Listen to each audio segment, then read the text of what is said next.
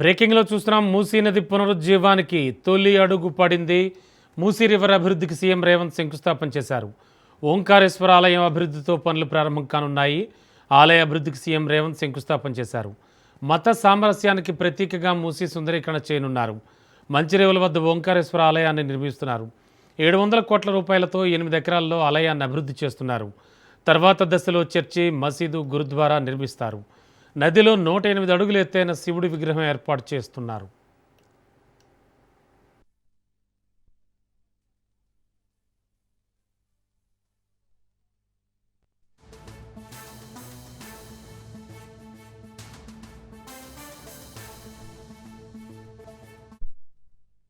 అదేవిధంగా మూసి, ఈసా నదులు ఉన్న ఈ నదులను సరైన విధంగా ఒడిసి పట్టుకుపోవడం వల్ల, ఈ నదీ జలాలను సరైన విధంగా వినియోగించుకోకపోవడం వల్ల కొన్ని తరాలు నష్టపోయినాయి.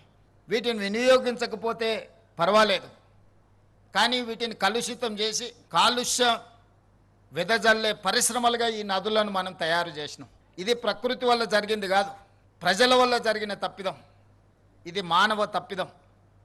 ఈ మానవ తప్పిదాన్ని తెలిసో తెలియకనో, ఆనాడు పరిస్థితులు లేకనో ఈ తప్పిదాలకు పాల్పడడం వల్ల గొప్ప చరిత్ర కలిగిన హైదరాబాదు నగరమే కనుమరుగయ్యే పరిస్థితులు ఈనాడు దాపురించినాయి. దీనికి ఉదాహరణే ఢిల్లీ నగరం.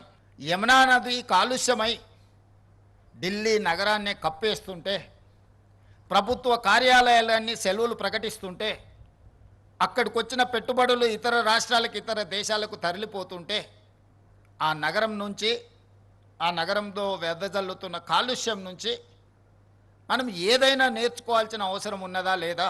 ఈరోజు తాత్కాలికమైన రాజకీయ ప్రయోజనాల కోసము, భవిష్యత్ తరాల కోసం చేస్తున్న అభివృద్ధి, నిలబెడుతున్న సంస్కృతిని అడ్డుకోవడము ఏ సంస్కృతికి ఇది తార్కణం అని చెప్పి నేను అడగదలుచుకున్నా.